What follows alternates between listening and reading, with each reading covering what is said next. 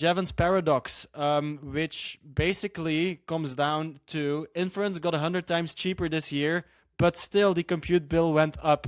So we're using more tokens. Like tokens go down, but we also started using more tokens. And if we put some numbers on there, that basically means if tokens get 100 times cheaper, but we spend 10,000 times more tokens, then our bill goes up by 100x. And this is basically playing out right in front of our face, right? I clearly see this in my usage of tokens.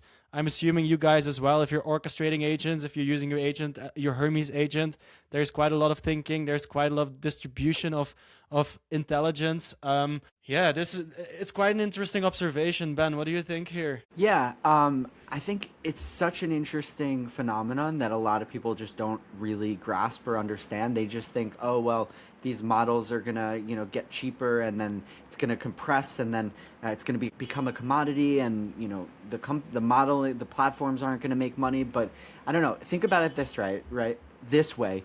So every price drop will unlock a new economically viable use case. So at $60 per million tokens, you could afford legal contract reviews, but then at $5 you can afford support chatbots. Then if you go even kind of further down, right, at like 5 cents, you can have all these multi-agents that are kind of working in tandem, and that they're, be able to build out specific things. So basically every single exponential drop in like the price, it just unlocks more and more use cases that are basically unfathomable today.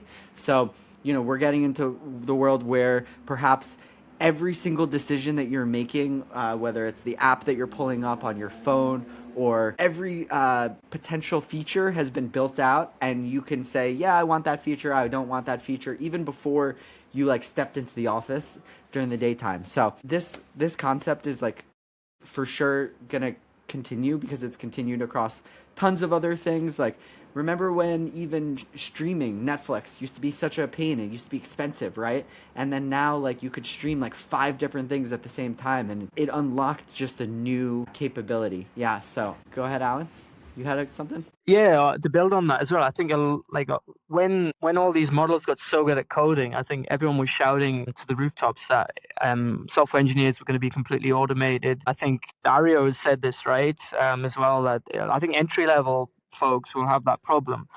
But because of Jevons paradox, as you mentioned, because the price of all these things, for example, the cost to produce software has now gone so low, the demand for it also goes so high. So now I think you'll actually see more demand for software engineers, because even though it's so easy to produce the software, there's actually more demand for it.